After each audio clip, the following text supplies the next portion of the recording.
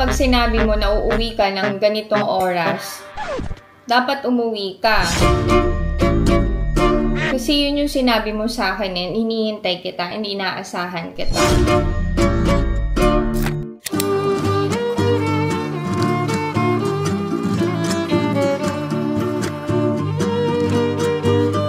Have a nice day. Bye-bye. Enjoy your class. Love you.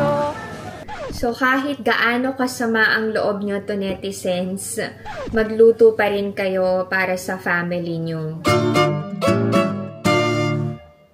Kain na, sit down. What time did you come home? 12, are you sure? Not 12:30?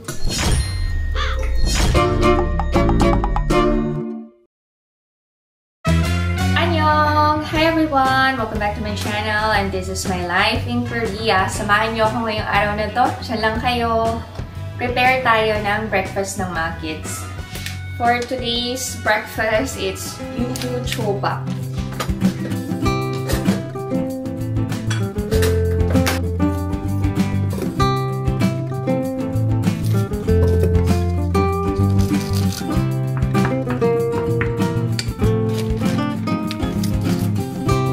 Kailangang i-drain to. Squeeze out yung water. Ito lang yan. Spread.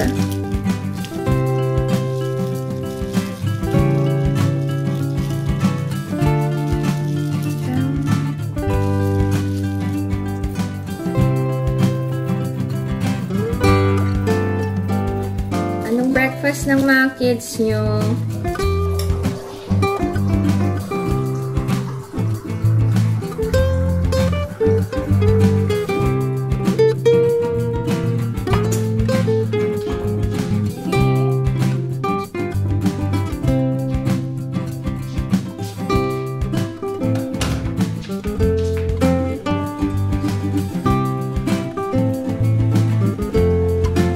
Bye. Love you. Bye-bye. Have a nice day. May natirang yubu choba. Ito na breakfast ko. Kain tayo. Hindi ako nakatulog kagabi kasi nagpaalam si Alex. Sabi niya, magde-dinner kasama yung coworkers niya. Dinner lang. Nasa bahay na siya after 2 hours. So, nag-okay ako. Hindi ako makatulog hanggat wala siya sa bahay. Ang paalam kasi niya, dinner lang . Di ko naman naisip na may drinking session pa. So, alas 12 na, wala pa rin. Di ko na namalayan kung anong oras siya dumating. Late na yun. Tagal ko ding naghintay sa kanya. Tatawag yun mamaya lunch break. Ayoko kasi yung pinapaasa ako. Pumapayag naman ako na mag-inom siya. Walang problema. Pero kapag sinabi mo na uuwi ka ng ganitong oras, dapat umuwi ka. Kasi yun yung sinabi mo sa akin, hinihintay kita, hindi inaasahan kita. Hindi ko na kinausap kaninang umaga kasi papasok siya sa trabaho. Ayoko masira yung mood niya. Uso kasi dito sa Korea yung KTV. Alam niyo yon? Yung karaoke. Pero pwede ka mag-table ng babae. Kapag superior ang nag-invite, kailangan sumunod ka. Yung mga may edad na Koreans, mahilig pa naman sa ganun. Hindi naman lahat Pero mahilig mag-happy-happy kasi stress sa trabaho, tapos ayaw umuwi na maaga sa bahay. Mamaya kausapin ko si Alex. Ayoko kasi yung ginawa niya kagabi. Pinag-aawayan ba namin yung ganitong issue? Hindi naman. Pinag-uusapan lang namin. Tsaka, hindi naman kailangang pag-awayan. I'm sure may dahilan yun. Kaya siya na-late. Ito problema ko, alam nyo. Parang hindi ako nagagalit. Ay, nako. Ayoko kasi makipag-away sa totoo lang. Pero sumasama loob ko. Anyway, maglinis na ako sa bahay to, netizens. Si Ina nagpapasama sa Daiso mamaya. Tapos may derma din ako. Tinatamad nga akong kumilos ngayong araw na to eh. Ang gloomy ng panahon. Lately, maulan dito sa Korea eh. Nagpapalit na ng season. Malamig na din. Soon magliligpit na ako ng mga electric fans. Lalagyan ko na din ng cover yung aircon namin. Anyway, dyan lang kayo to, netizens, ha?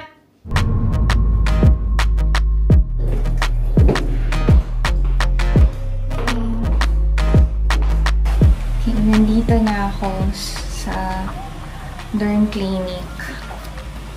Bare face. May locker. And, okay, may smart lock.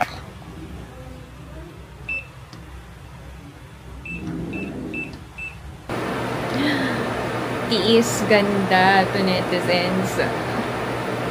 You say hi. Huh? Oh, you're wearing glasses already? I think this is the first time that I saw you wearing glasses. I'm done with my derma session. Uuwi na ako kasi meron kaming usapan ni Ina na pupunta ng Daiso. I think may papalintan siyang gamit sa room niya. Hatid niyo ako? Thank you. Masakit ba yung mukha ko? Yes, masakit. Mahapde.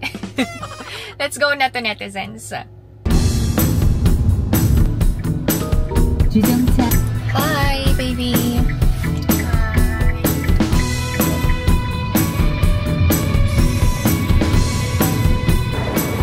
Bagong bukas yung Daiso dito sa Moda Outlet. May academy si Ina, diretso na siya. Kaya dala niya yung bag niya. Wow, ang laki ng Daiso dito. Uy, sobrang laki ng Daiso.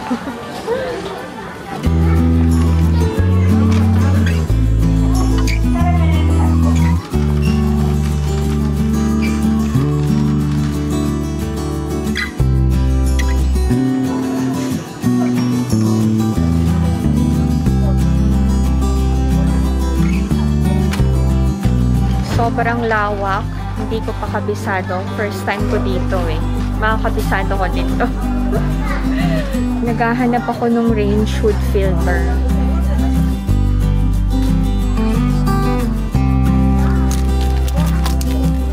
Nag-iisa na lang.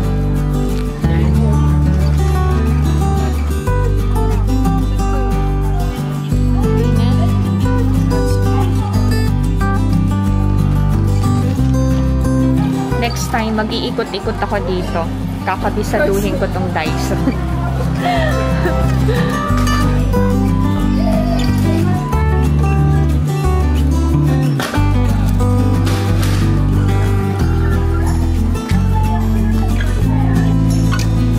Bye-bye! Enjoy your class. Love you! Uuwi na ako. Si Ina diretso na sa academy. Wala pang bayad sa parking. Let's go home now to netizens.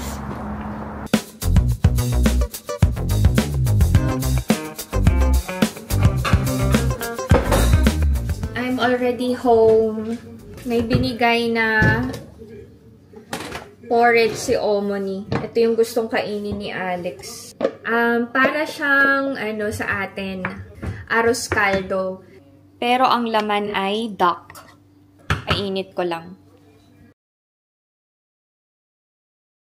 May mga times na wala din ako sa mood magluto.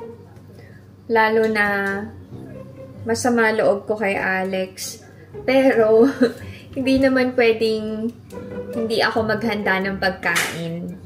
So, kahit gaano kasama ang loob nyo to, netizens, magluto pa rin kayo para sa family nyo. Meron kasing iba sa atin, alam nyo, pag nagtatampo, galit, as in, talaga, walang ginagawa. Hindi kumikilos sa bahay. Ang maapektuhan yung mga anak natin. Kung may anak ka, Nagpainit din ako nung galing sa farm. 'Di ba may Jessa last time?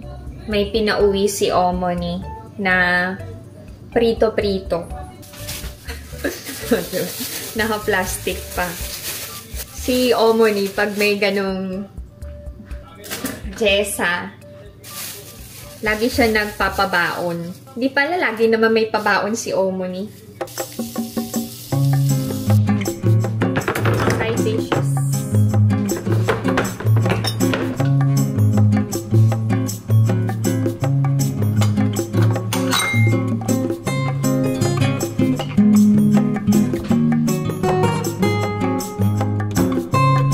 Let's eat tinapa.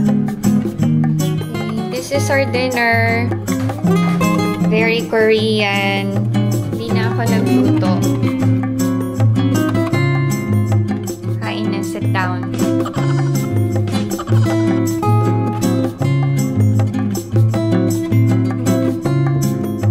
Kain tayo. Pasensya na kayo sa mukha ko. Calendar.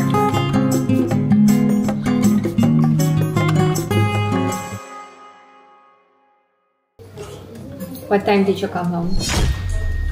12시? 12? Are you sure?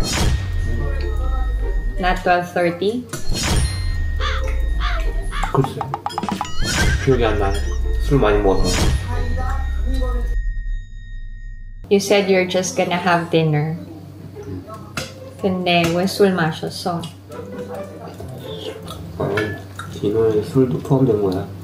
저녁 먹으면서 먹은 거니까. 당신도 같이 먹었으면 좋았을 거야. 나 삐졌어. 아니, 내 그래서 삐졌어. 그래도 뭔가를 준비해 왔지. 아니, 기분이 나빴어.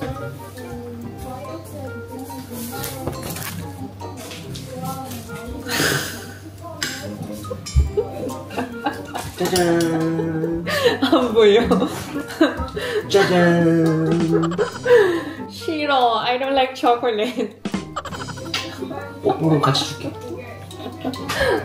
아니. Thank you. 먹고.